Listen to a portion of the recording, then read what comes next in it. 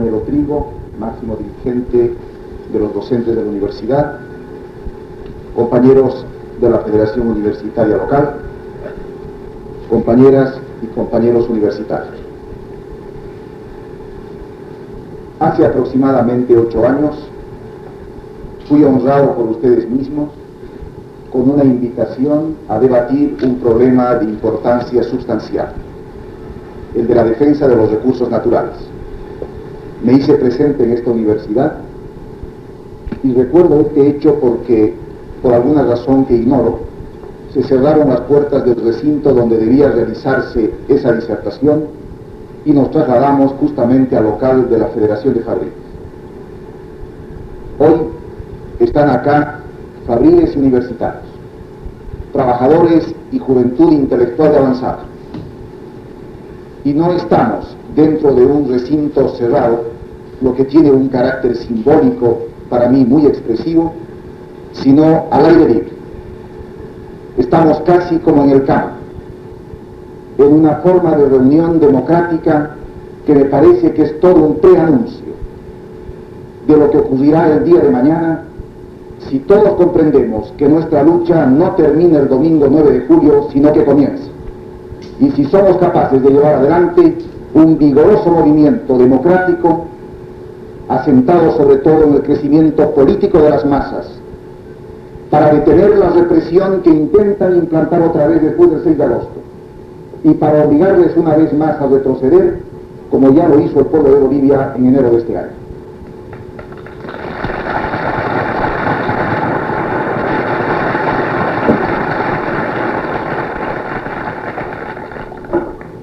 Solo anoche, al llegar acá a esta ciudad, tuve conocimiento del temario al que deben sujetarse nuestras disertaciones en este foro debate político. Voy a hacer un intento para ajustarme al temario señalado por los compañeros universitarios. Quizás debamos comenzar, porque estamos a una semana de las elecciones, por intentar una explicación de las causas determinantes de esta convocatoria de elecciones, sobre todo de las causas que determinaron una abreviación del plazo que se había dado a sí mismo a la Junta de Gobierno, el gobierno militar, pero además de los objetivos que se persiguen con esta constitucionalización de los poderes del Estado. Estoy seguro que entre ustedes hay varios alumnos de economía y que sus estudios los aproximan a la comprensión profunda de las causas que determinan esta convocatoria de elecciones.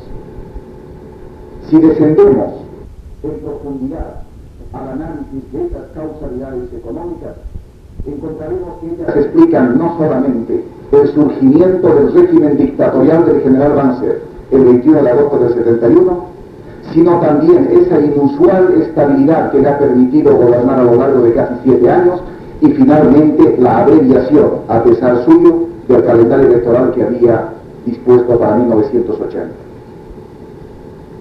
Estamos frente a un proceso de constitucionalización de los poderes del Estado que obedece a la finalidad de legitimar las decisiones del gobierno, los actos de un gobierno de facto, pero al mismo tiempo de asegurar continuidad a un sistema de poder que en el fondo no variará con las elecciones a realizarse el próximo domingo. Cuando surge el gobierno militar a raíz del golpe proimperialista del 21 de agosto de 1971, surge como una manifestación de la necesidad de reemplazar a los gobiernos de la clase dominante, no solamente en Bolivia, sino en toda América Latina y en particular en el Cono Sur, gobiernos de la clase dominante que ya no tienen detrás suyo a partidos de masas que pudieran servir a la defensa de sus intereses. Se trata de un caso de verdadera agonía histórica, de un caso en el que en el sur de nuestro continente la clase dominante intermediaria en el sistema de explotación internacional de nuestros países ya no puede contar más con un partido de cierta representatividad que sirva de base a la consolidación y preservación de su poder. Cuando llegue este momento, y llegó en el Brasil, en la Argentina, en Uruguay, en Chile, en Bolivia, esa clase dominante en su sector monopólico, aquella que está vinculada más estrechamente al imperialismo, se retira de la administración pública y cede el gobierno a las Fuerzas Armadas, que son la institución que monopoliza la fuerza del Estado y como aparato coercitivo de él, guarda en lo sustancial el sistema de poder.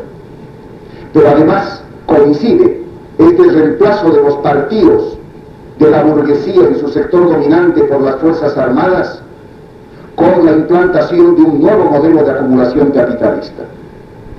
Pasó el tiempo en que la acumulación capitalista era posible mediante la apropiación de la plusvalía absoluta generada en la superexplotación del trabajador. Pasó sobre todo en la metrópoli, en los países centrales del sistema capitalista mundial. Pero dentro de nuestros países subordinados y dependientes, dentro de nuestras economías atrofiadas por la condición capitalista dependiente de nuestro desarrollo histórico, encontramos también en el sector hegemónico la presencia de las transnacionales, es decir, las expresiones económicas del imperialismo, de esta última fase de maduración del proceso capitalista.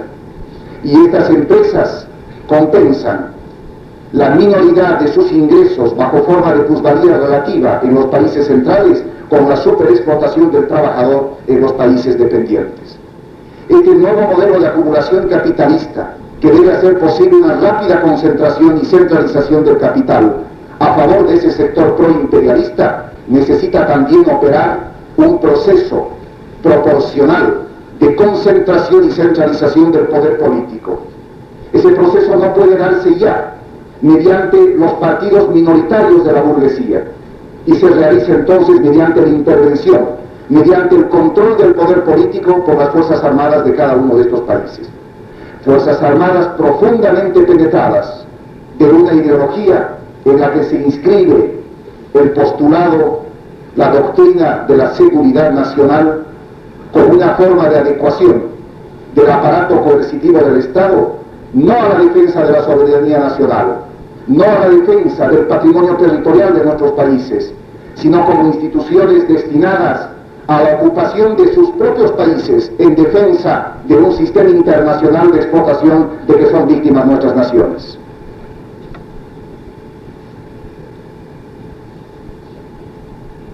En general, América Latina, como todo el mundo dependiente, es una zona que se caracteriza en lo económico por su condición monoexportadora de recursos, en unos casos no renovables, en otros renovables, pero en todo caso productos que expatriados hacia los países centrales del sistema capitalista sufren allá un proceso de industrialización que deja el valor agregado y produce un efecto multiplicador en beneficio de la economía de esos países centrales. Es el caso de un Brasil, por ejemplo, que ya puede fabricar aviones, pero cuya economía sigue dependiendo de la producción y exportación de café, de un producto natural renovable. Es el caso sobre todo de nuestro país, cuya insuficiencia numérica de su población e índice miserable de ingresos convierte a nuestro mercado en un mercado cuantitativo y cualitativamente insuficiente que no logra interesar la inversión de capitales en la producción de bienes de consumo o en la industria ligera. Acá el interés de las transnacionales en nuestro país se reduce a la explotación de los recursos naturales no renovables, a la extracción de recursos minerales y de petróleo y gas. Y esta es la clave de la dependencia para nuestro país, como para otros que se caracterizan por una estructura de exportaciones semejante. El programa del gobierno que el general Pereda piensa asumir a partir del 6 de agosto es el mismo programa del 21 de agosto de 1971. Hagamos un repaso de este programa cumplido a lo largo de 7 años y podremos saber lo que nos espera a partir del 6 de agosto de este año. El gobierno del general Banzer comienza por aprobar una ley de inversiones que la hemos calificado nosotros en algún trabajo el año 73 como la ley Gansúa, una ley que permite la inversión del capital privado extranjero en las áreas estratégicas de nuestra economía y que sienta el principio de la desnacionalización progresiva de la actividad económica que estaba controlada por las empresas del Estado. A esa ley de inversiones generales en nuestro país se añade otra ley, la ley de hidrocarburos, por la que también se procede a la desnacionalización del petróleo. Y finalmente, la política económica del gobierno, a través de sus instrumentos de política crediticia, política monetaria, política salarial, está orientada en su conjunto a hacer posible ese margen excepcional de acumulación capitalista por el sector monopólico de la burguesía, a expensas del ingreso de las mayorías nacionales, a expensas de su capacidad de consumo. Daremos algunos ejemplos de ello. El gobierno del general Banzer, hay que repetirlo una vez más, debe la estabilidad que le permitió gobernar a lo largo de casi 7 años a la disposición de una masa financiera que no tiene equivalente en nuestra historia. En primer término, procedió a una devaluación monetaria, la primera. La segunda muy probablemente la resolverá el general Pereira después del 6 de agosto, a una devaluación monetaria por la que la capacidad adquisitiva de las remuneraciones descendió en aproximadamente un 66%. Como el Estado es el productor del mayor porcentaje de divisas a través de la Corporación Minera de Bolivia y de yacimientos petrolíferos fiscales bolivianos, obtenía con la devaluación más moneda nacional por los dólares que vendía, y de este modo tendía a equilibrar el presupuesto general de la nación. A esa medida, que le permitió un respiro enorme el año 72, se añade la deuda externa. Lo hemos dicho en más de una ocasión y está en conocimiento de todos, que la deuda externa de nuestro país, el 21 de agosto del 71, no sobrepasaba los 500 millones de dólares. Y que la deuda externa a fines del año pasado, del año 77, sobrepasaba ya los 2.500 millones. Lo que no se ha dicho, y hay que pensar en lo que esto significa, es que en los 6 años precedentes al gobierno de Banzer, el ritmo del endeudamiento externo del país era de 30 millones de dólares al año. El ritmo del endeudamiento de nuestro país durante el gobierno de Banzer es de 300 millones de dólares al año. Y el año 1977, el año pasado, el endeudamiento se incrementó en aproximadamente 450 millones de dólares. Si a eso se añade el tercer factor, que es el aumento del valor de nuestras exportaciones, y por lo tanto el incremento de los ingresos nacionales por este concepto, de 200 a 650 millones de dólares al año, este gobierno ha dispuesto de aproximadamente 1.000 millones de dólares al año como ingresos globales, en comparación con los 200 de que dispusieron los gobiernos anteriores al 21 de agosto de 1971. La quintuplicación de los ingresos debió haber servido para el desarrollo económico del país en beneficio de la mayoría nacional, y este no es el resultado. Analicemos cuál es la consecuencia de esta política económica. Y comencemos por referirnos al destino de esa suma cuantiosa que ha sido flotada en el mercado de dinero internacional. ¿Dónde han ido a dar esos 2.000 millones de dólares? El gobierno, desde luego, o sus representantes, hacen una objeción a estas aseveraciones que estamos haciendo. Dicen, es verdad, se ha incrementado en 2.000 millones de dólares la deuda desde 1971. Pero esos 2.000 millones de dólares no se refieren a todo lo que el país recibió desde el 21 de agosto del 71, sino a todo crédito que el gobierno ha contratado en el exterior, o el país ha contratado en el exterior. Hay que diferenciar la deuda contraída de aquella comprometida. Parte del crédito ha sido entregado y parte todavía no ha sido utilizado. Pero lo que el gobierno aporta es aquella suma de la deuda externa que ha sido pagada a lo largo de estos 7 años y que ha ido disminuyendo progresivamente también el endeudamiento, porque una buena parte de la deuda externa ha sido contratada a corto plazo y en términos duros, con altas tasas de interés.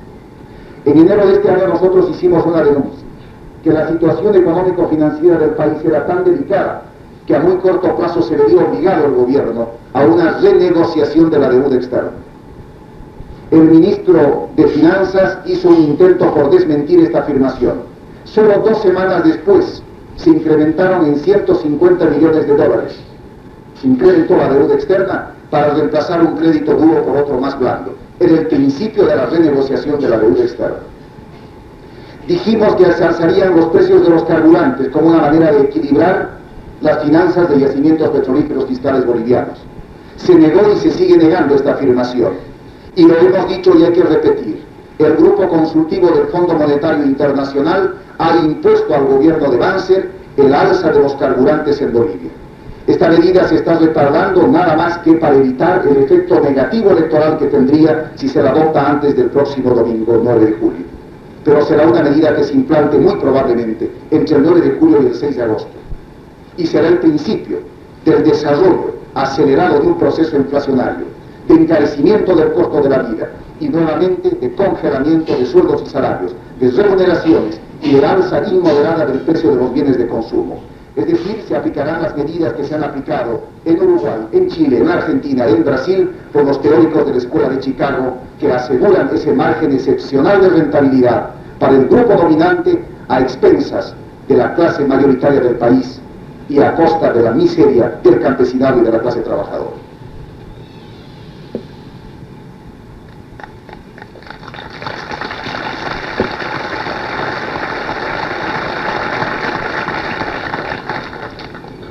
Dos referencias más ligeras para no reducir nuestra intervención esta noche a un análisis puramente económico, pero por la importancia excepcional que tienen hay que mencionar. Dijimos ya en alguna ocasión que la situación de la Corporación Minera de Bolivia debió ser en este momento, si no óptima, por lo menos buena. Y debió ser esa su situación porque la cotización de los minerales ha subido extraordinariamente. Recordemos que en 1971 la libra de estaño se vendía a $1.50 y la cotización hoy sobrepasa los $5. Pero la situación de Comibol es no solamente mala, sino que en varios de los grupos mineros que administra es francamente deficitaria. Sus costos están ya por encima de esa cotización internacional. Dijimos, y hay que repetirlo, que la situación de yacimientos petrolíferos fiscales bolivianos sí debió haber sido óptima. Una empresa que en 1968, antes de la nacionalización del petróleo, tenía que comprar petróleo crudo a la GALP para poder satisfacer las demandas del mercado interno. Una empresa que no poseía sino el 9% de las reservas gasíferas del país. Una empresa a la que con la nacionalización del petróleo le dotamos del 100% de las reservas gasíferas, del 100% de las reservas de petróleo, entre ambas con un valor superior a $5.000 millones. Le dotamos de la capacidad para satisfacer la demanda interna, el mercado interno, y para disponer de una importante cuota de exportación que debía haber servido al financiamiento de un desarrollo económico concebido democráticamente y nacionalmente. ¿Cuál es la situación de yacimientos hoy día? Está arrastrando al país a un plazo de 1 o 2 años máximo a la condición de importador de petróleo. La cuota de exportación ya no es más que de 4.000 barriles al día. Y solo el mercado internacional arroja utilidades. El mercado interno, por los precios subvencionados, arroja pérdidas. Y por esa irresponsabilidad y deshonestidad con que se han administrado los intereses nacionales, en particular en yacimientos petrolíferos fiscales bolivianos, esa entidad hoy día debe al exterior, lo hemos dicho más de una vez, una suma superior a los $350 millones. Es decir, 70% de todo lo que el país debía hasta 1971. Este año de 1978, Bolivia debe destinar 4 de cada 10 dólares que ingresan al país para pagar la deuda externa. Este año de 1978, el déficit en nuestra balanza de pagos es superior a los $300 millones. ¿Cómo compensará ese déficit el gobierno? Está adquiriendo nuevos créditos que los inscribe entre los ingresos para presentar una balanza de pagos aparentemente equilibrada. Es decir, que a fines de este año de 1978, y cumplidos solamente 6 meses del gobierno del Bolivia deberá ya más de $3.000 millones. Este año de 1978 tenemos un déficit del presupuesto de $5.000 millones bolivianos.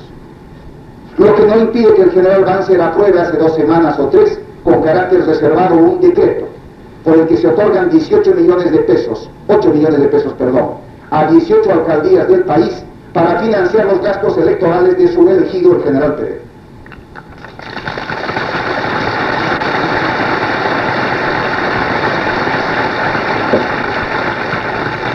Bien, resumiendo todo este análisis de carácter económico. El gobierno presidido por el general Banzer, el gobierno que en nuestra historia dispuso de medios económicos y financieros como jamás administración pública había dispuesto en el pasado, el gobierno que impuso una paz social por el terror, el gobierno que contó con el respaldo decidido de la empresa privada en su sector monopólico, ese mismo gobierno hoy día no se atreve a enfrentarse al pueblo y dar cuenta de la disposición de esa gigantesca suma que ha dilapidado, en parte a favor del crecimiento de las fortunas privadas de parientes y ministros de Estado, e intenta una farsa electoral que le permita llevar al Parlamento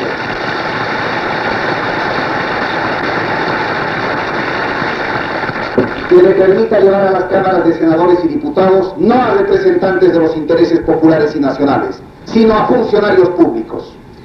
Analicen, compañeros universitarios y trabajadores de Cochabamba, la lista de los candidatos al Senado y a Diputación por el frente del general Pereira. Y analicen la lista, pregúntense quién es quién en todo el país. Allí vamos a encontrar a los hombres que fueron más dóciles servidores de la política antinacional del general Barrientos en el Parlamento. Aquellos con los que quien les está hablando tuvo que disputar todos los días márgenes mezquinos de defensa del interés nacional, a los que se ha sumado en la lista de hoy agentes de la CIA, puestos en situación de personajes que aspiran a representar los intereses nacionales.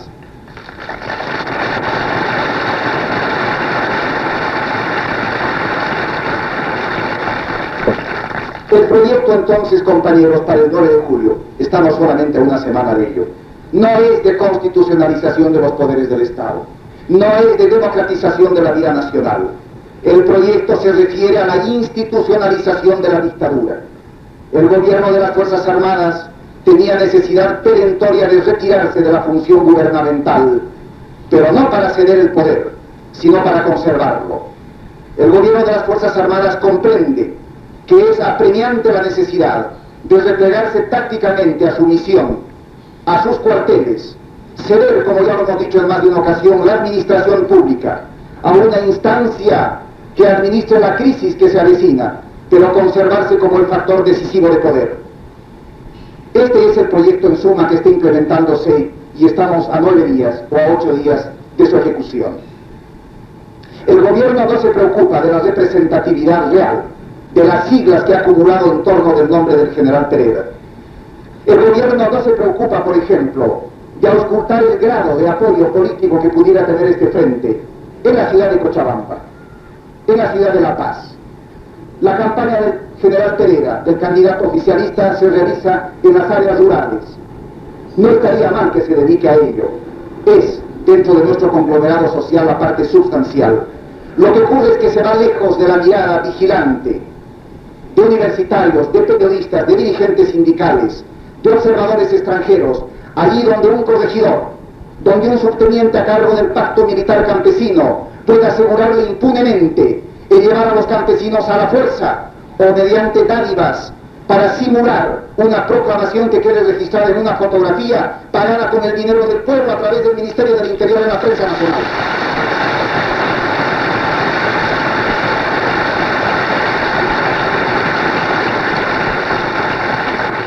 Y yo quisiera aprovechar esta ocasión para hacer una pregunta al general Banzer, al general Pereira, a todos aquellos que apoyan esa candidatura oficialista, a todos aquellos que nos prometen como programa continuar 6 años más esa larga noche que quisiéramos que termine, que señalen un solo hecho que sea calificado de terrorista en estos 6 meses atribuible a la izquierda, que mencionen un solo hecho, una sola circunstancia probatoria de que la izquierda ha venido con bombas en las manos para destrozar vidas y atentar contra la tranquilidad de la población. Jamás se dio prueba mejor y más irrefutable de la vocación democrática de la izquierda que en estos 6 meses que están transcurriendo. Una vocación democrática que no puede confundirse con la concepción democrático-burguesa, una concepción democrática como una lucha apoyada en el crecimiento de las masas, en su desarrollo político y revolucionario. Por eso el gobierno dedica las pantallas de televisión como si fuera propiedad privada de los generales Banzer y Pereira para la tediosa repetición de eslogans comerciales pagados con el presupuesto nacional. Por eso temen el enfrentamiento en la televisión.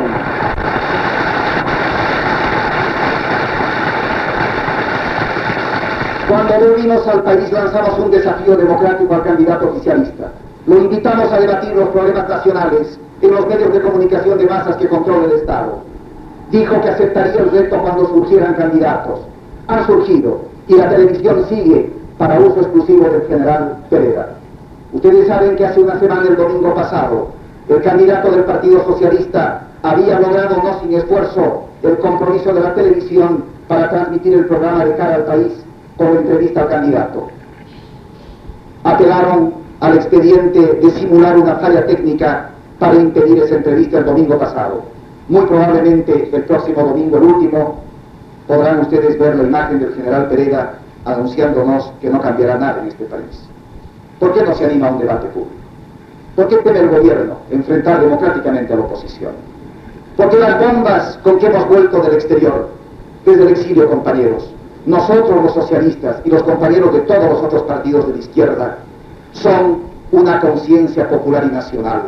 Son argumentos y pruebas irrefutables sobre el carácter antinacional y antiobrero del gobierno de Banzer y del de sucesor. Porque habíamos venido nosotros a discutir la política exterior, por ejemplo.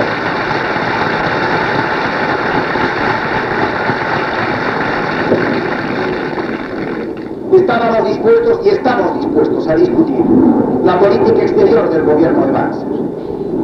Estábamos dispuestos a demostrar que Banzer restableció relaciones con Pinochet y comprometió parte del territorio nacional con carácter compensatorio y comprometió la intervención de la OEA en el resguardo de esa franja territorial como una manera de hacer intervenir al régimen interamericano, inclusive Estados Unidos de América, en la defensa de aquello que fue el patrimonio histórico del Perú.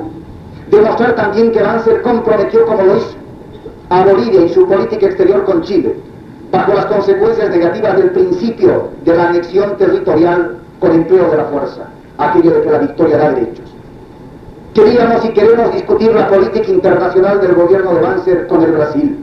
Mostrar cómo ese corredor que estaba gestionando no era un corredor para Bolivia, sino para el Brasil. Que era Bolivia toda la que se convertía en un corredor del Brasil. Queríamos demostrar que la negociación gasífera afectaba la totalidad de las reservas del país y hacía imposible el desarrollo de una industria siderúrgica y petroquímica básica, fundamentales en nuestro desarrollo económico. Queríamos discutir, y vamos a seguir haciéndolo, su política exterior respecto del aprovechamiento unilateral de las aguas de un río sucesivo, como el caso de Lauca, cuando compromete el voto de su representante en Naciones Unidas a favor de la tesis brasileña y contra los intereses nacionales de Bolivia. Eso es lo que hace a la política exterior. Queríamos discutir el origen y el destino de la deuda externa. Queríamos recordar al país que todo lo que debe el Banco Agrícola de Bolivia al exterior, que son más de 45 millones de dólares, se lo deben al Banco Agrícola los allegados al régimen, los servidores públicos comprometidos con el gobierno de Banzer, que a título de productores de algodón o de azúcar de Santa Cruz se llevaron esos dólares para hacer casas o con finalidades especulativas. Y transcurridos 2 años ya de la admisión oficial de que esos son créditos irrecuperables, todavía se oculta la nómina de los deudores, porque allí vamos a encontrar exministros de Estado, subsecretarios, embajadores, administradores de Comedor y desde luego parientes.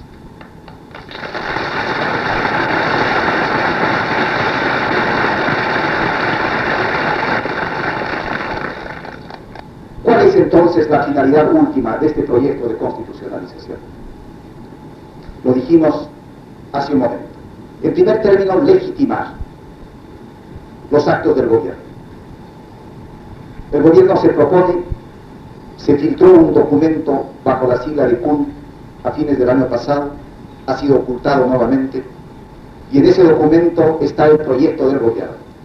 Se trata de proceder a modificaciones de la Constitución Política del Estado, una de las cuales incluye la modificación de la estructura interna del Poder Legislativo, y con la inspiración fascista corporativa, proceder a la unificación de las 2 cámaras, un régimen unicameral, anulado en sus facultades fiscalizadoras, convertido en una comisión de funcionarios dependientes del Palacio de Gobierno, que sancione, le dé un viso de legalidad a todos los actos del gobierno a lo largo de estos 7 años y asegure continuidad a esa política y a sus fines sustanciales. Este es el proyecto del gobierno del general Banzer. ¿Tiene alguna viabilidad este proyecto? ¿Tiene alguna representatividad política el frente conformado por algunas siglas en torno del general Pereda? Nosotros sostenemos que no tiene viabilidad. Que lo que caracteriza en este momento nuestro desarrollo político es que en el momento en que el sector dominante, el sector monopólico de la burguesía y la cúpula militar que representa sus intereses, cuando ambos comprenden que deben retirarse de la administración pública como parte de los problemas que están. La única manera de ser buen cochabambino es ser buen boliviano. Y la única manera de ser buen boliviano es ser un revolucionario.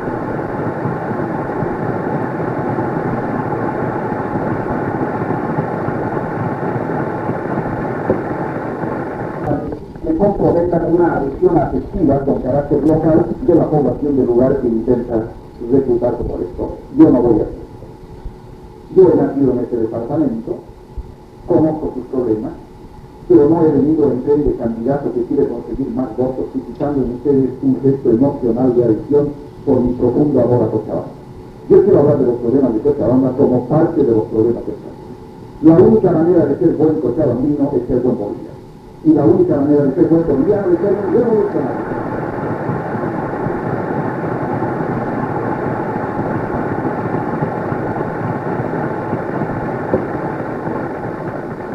Es evidente que en la distribución del ingreso hay un criterio inequitativo que favorece el desarrollo del área oriental en detrimento del área altiplánica y del Valle de Bolivia. Eso es cierto. La explicación de ello no es la que suele dar. Los vínculos de parentesco, el origen, el nacimiento, por ejemplo, del presidente de la República en Santa Cruz Bonentegui, esto es anécdota. Esto no explica en lo fundamental la orientación general de esta política inequitativa. Lo que ocurre es que a lo largo de nuestra historia, los departamentos del altiplano, porque allá se situaban los centros productores mineros fundamentales, se convirtieron también en los centros políticos decisorios de la vida nacional. Y en el valle se instalaba la clase terrateniente que proveía de recursos alimenticios a esa masa trabajadora y consumidora del área altiplana. Esto fisonizó nuestro desarrollo histórico y la distribución del aparato productivo dentro del país. Voy a citar algún ejemplo. Y hay una mina importante, por ejemplo, en Potosí o en La Paz, en torno de esa mina se construyen los centros urbanos de mayor importancia. Los servicios, la infraestructura de comunicaciones y de transporte se proyecta y se desarrolla en función de la necesidad de abaratar costos para el transporte del producto hacia los puertos de exportación. Esto configura una suerte de país campamento. Durante este tiempo el Oriente no es necesario, no está incorporado a la actividad productiva nacional. Comienza a incorporarse a raíz del desarrollo de obras infraestructurales que no se pueden atribuir al general Banzer, son muy anteriores. ¿Por qué el gobierno ha volcado masivamente el apoyo económico estatal a favor del desarrollo privilegiado de esas zonas periféricas? En primer término, y esto obedece a un plan general para trasladar el eje político del área tradicional altiplánica y valina a un lugar, primero periférico, fronterizo, por lo tanto sometido a una creciente influencia, en este caso del Brasil, país al que se le ha delegado una misión regional de control del proceso revolucionario latinoamericano. Un lugar además donde la densidad demográfica es casi insignificante, comparada con la alta densidad demográfica del altiplano y del valle. Un lugar donde el insuficiente o casi inexistente desarrollo industrial no determinó también el surgimiento de una clase trabajadora. Por lo tanto, un lugar donde el desarrollo político de las masas no constituye una amenaza. Finalmente, la producción de Santa Cruz es una producción que por su naturaleza está sobre todo orientada al mercado internacional y no al interno, lo que desarrolla una tendencia centrífuga de su clase dirigente. Este es el proyecto en grande, y este es un proyecto que obedece a los intereses de disgregación nacional del imperialismo y del Brasil. Esto es lo que explica fundamentalmente lo que ocurre con Cochabamba. Yo quisiera decir acá algo que todos hemos percibido, no últimamente, sino hace décadas. Por alguna razón, Cochabamba es un país donde han surgido ideas políticas audaces, dirigentes, organizaciones políticas que han tenido algo que proponer al país. Y es quizás que Bolivia reproduce en lo geográfico la condición mediterránea de Bolivia toda. Cochabamba limita con Bolivia. Cochabamba no tiene un país extranjero en ninguno de sus costados. Y esto le da un profundo carácter nacional. Pero además hay una otra explicación económica. La clase dirigente en Cochabamba era, hasta la aprobación del decreto de reforma agraria, la terrateniente. Esa medida liquida una clase, libera al campesino de su condición servidumbral, lo convierte en un pequeño propietario, es decir, lo incorpora a la producción mercantil simple y hace posible la implantación de relaciones capitalistas lentas en la producción agropecuaria del departamento. Liquidar esa clase dirigente, la clase terrateniente, en Cochabamba no ha surgido una nueva clase dirigente. La que debe surgir, la clase trabajadora, los obreros, son en número pocos por el desarrollo industrial que es insuficiente también en Cochabamba. Pero lo que aquí crece son las capas medias de la población, esas de las que proviene, por ejemplo, la mayor parte del universitariado, esas clases que se asoman a un país que no les puede ofrecer un futuro. Esos jóvenes, ustedes, que cuando son obligados a lanzar una piedra o un grito de protesta, no lo están haciendo contra un hombre, Banzer es efímero, es un administrador que pasa. Lo están haciendo contra un sistema que no les deja lugar en el futuro, que no les permite una posibilidad de realización humana, como el esquema general de la burguesía no permite tampoco posibilidad alguna de desarrollo y realización de los fines de la población de Cochabamba. Porque la Bolivia, la nueva Bolivia en quiebra que hemos heredado, se la hemos heredado no solo a avances, sino a una clase.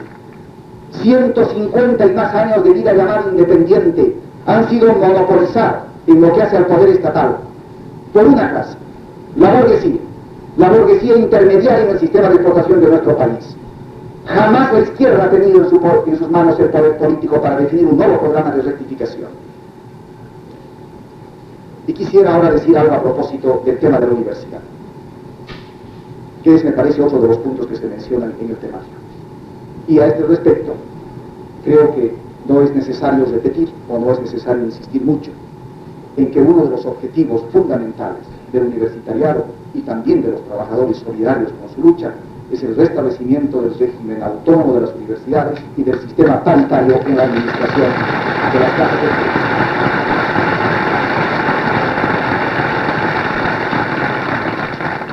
Pero la autonomía universitaria, entendida como autonomía académica, administrativa, etc., en todas sus implicaciones, es un objetivo para los universitarios y lo es sustancialmente bajo regímenes como este, como una manera de recuperar un mínimo de independencia para el desarrollo de la investigación, de la teoría, del juicio crítico, sin el cual no se puede entender una universidad.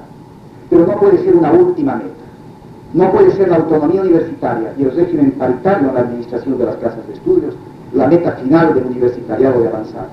Y como sé que la mayor parte de los que están acá son revolucionarios, yo quisiera hablar del problema fundamental, es decir, de la necesidad de concebir la pedagogía nacional en función de la clase trabajadora y mayoritaria del país y de los intereses nacionales.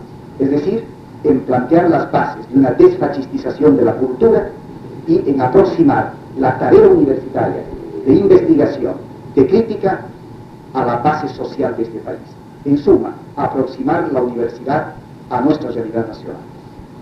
¿Por qué nuestra universidad permanece divorciada? Porque lo está de la mayoría nacional.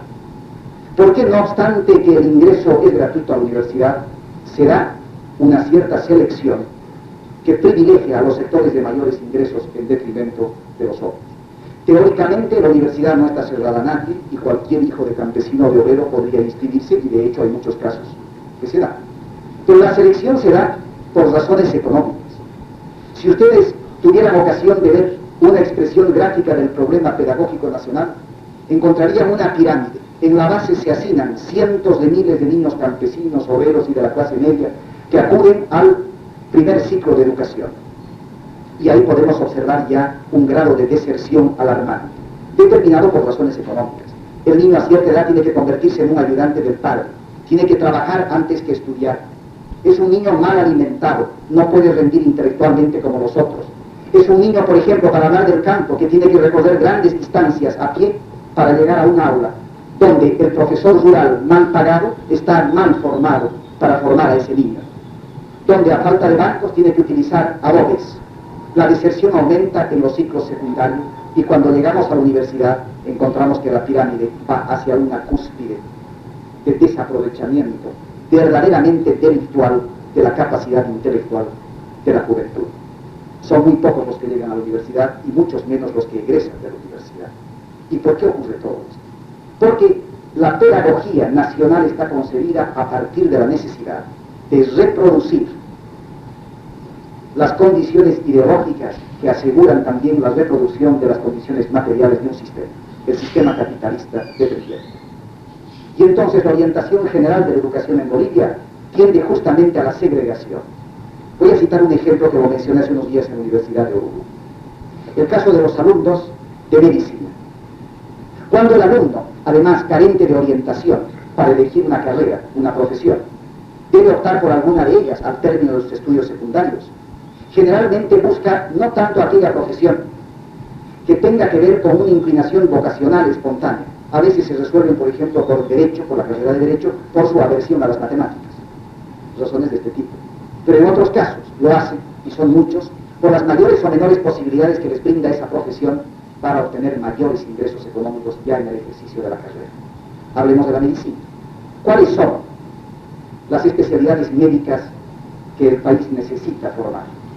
Necesitamos nosotros dietistas, necesitamos profesionales que se ocupen del problema, por ejemplo, de las enfermedades contagiosas, endémicas, de los males derivados de la vitaminosis, de la desnutrición, porque la cirugía del corazón o del cerebro o las enfermedades nerviosas no son características de un medio subdesarrollado como el nuestro, sino de los países con una alta densidad demográfica en medios de concentración urbana, donde estas dolencias se dan con más frecuencia. Pero ¿por qué el estudiante elige esas especialidades y no las que el país necesita?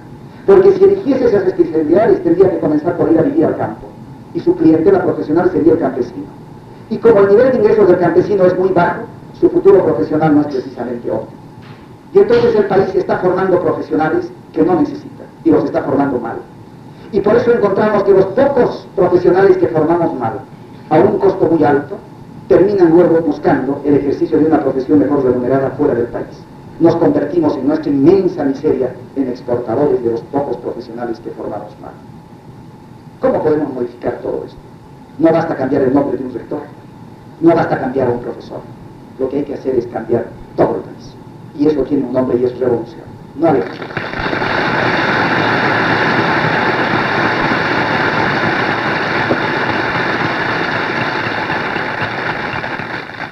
Yo me detengo en esta parte de mi exposición y, como lo anunció el compañero hace un momento, estoy a sus órdenes y si es que hay alguna pregunta o hay que abrir diálogos sobre algunos temas.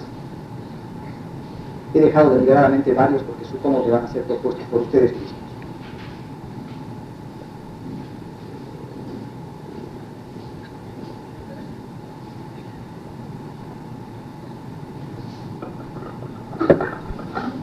Compañeros, las preguntas pueden hacerlas los que deseen, si tienen voz fuerte, de abajo, y los que deseen pasar acá, lo hacen de acá. Pregunta concreta y sin repetición. Tienen la palabra los compañeros.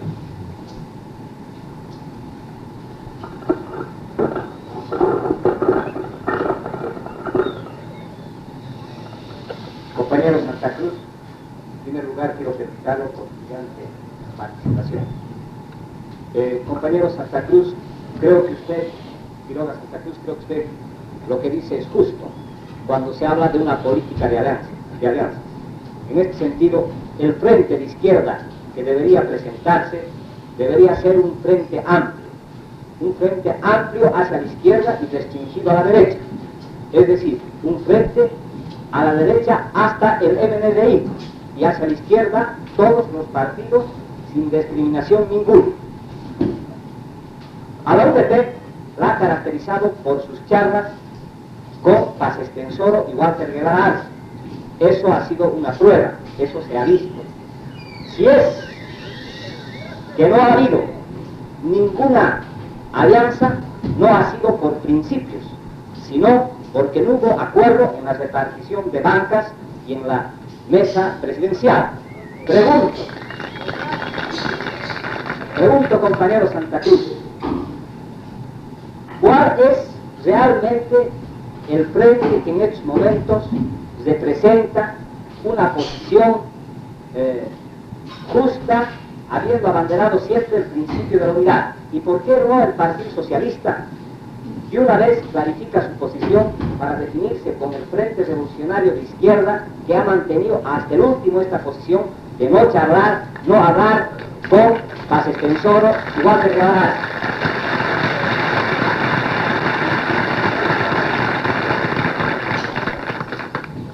El gesto de quitarme la chaqueta podría parecer un intento de agresión, pero en realidad es que siento mucho calor. Sí, la pregunta del compañero me da ocasión a explicar una proposición que formulamos primero en Cochabamba, y lo hicimos ante los compañeros Favires de Cochabamba, y luego la repetimos en la ciudad de La Paz hace 3 días. Nuestra proposición consistía en lo siguiente: ya la izquierda se dividió, la izquierda está escindida en 2 frentes y un partido nuestro. Creímos nosotros que todavía era posible restablecer la unidad, y formulamos el proyecto de que entre las 3 fuerzas políticas convengan el que una sola de ellas se presente en cada departamento, y las otras 2 se abstengan en favor de esa fuerza. Para dar un ejemplo, supongamos que en La Paz se deje a UDP sola. El Partido Socialista y el FRI retiran sus candidaturas. Y no solo retiran sus candidaturas, sino que el día de las elecciones no hay una sola papeleta de sufragio, ni del FRI ni del Partido Socialista. Este es el mecanismo por el cual se garantiza el cumplimiento del compromiso. Si llegamos en esos términos a las elecciones, en La Paz todo el electorado de izquierda y de avanzada votaría por esa única fórmula de izquierda. Otro tanto ocurriría en los otros departamentos. Supongamos en Potosí el FRI, se abstienen UDP y el Partido Socialista. Por este método nosotros lográbamos, en primer término, respetar la decisión que uno y otro frente han tomado de mantenerse independientes, es decir, de no fusionarse. Al mismo tiempo, expresábamos un sentimiento mayoritario en las masas, un reclamo de unidad de la izquierda. Finalmente, derrotábamos el proyecto del gobierno que consiste en designar su propia oposición, es decir, entregar la minoría al señor Paz Estenssoro o a la candidatura del general Bernal, repartirse mayoría y minoría entre la derecha. Lográbamos muy posiblemente alguna victoria electoral por mayoría en alguno de los departamentos, pero en todo caso había la seguridad de que la izquierda controlaría la minoría parlamentaria en todo el país y en ambas cámaras, senadores y diputados. Y de este modo convertíamos ese proyecto unicameral fascistoide que el gobierno está persiguiendo en una tribuna revolucionaria para la denuncia y la fiscalización de los actos del gobierno.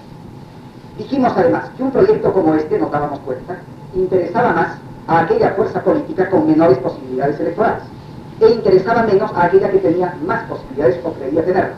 Y entonces nos adelantábamos a esta objeción y decíamos: si alguno de los frentes o los 2 cree que nuestra proposición se inspira en el deseo de asegurarnos una cuota parlamentaria en algún departamento, nos adelantamos a decirles que estamos dispuestos a retirar todas nuestras candidaturas y papeletas y apoyar a los candidatos que resuelvan ambos frentes, pero a condición de que se pongan de acuerdo los 2 frentes. Creo que no se puede dar más demostración de nuestra vocación unitaria y nuestro espíritu de desprendimiento. Infortunadamente, la respuesta de uno de los 2 frentes, UDP, llegó el día de ayer por la prensa nacional, en presencia se registra la nota. Dicen que les parece impracticable, no nos explican las razones por las que les parece impracticable, pero añaden a su respuesta una serie de consideraciones y de frases que revelan un espíritu agresivo. Yo no voy a hacer, ninguno de nuestros compañeros del Partido Socialista va a caer en esto de distraer tiempo y energías para separarnos aún más. Ya estamos demasiado divididos, los de la izquierda, culpablemente divididos, para ahondar más estas diferencias. Nosotros consideramos a los compañeros de FRI y de UDP como compañeros. Estamos en el mismo campo de lucha. Lamentamos la incomprensión, lamentamos mucho más el uso de algunos adjetivos.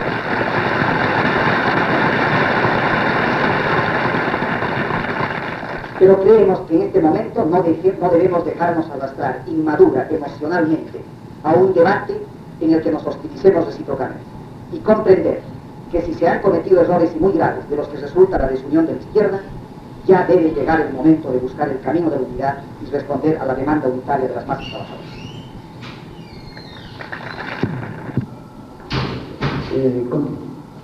Como ya el compañero les explicó, el tipo de máquina que nos hemos propuesto hacer para este proyecto final, yo voy a dar la explicación de las partes más importantes de la máquina en cuanto se refiere